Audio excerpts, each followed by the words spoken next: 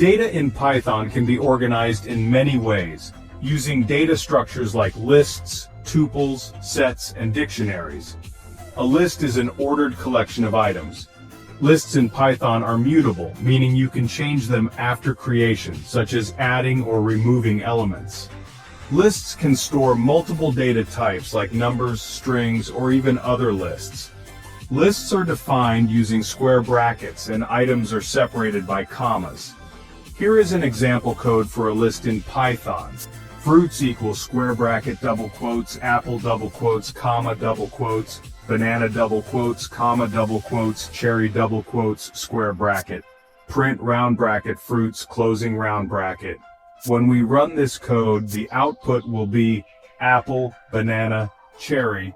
Here we create a list named fruits with 3 elements, apple, banana, and cherry. Subscribe for more tutorials and leave your questions in the comments below.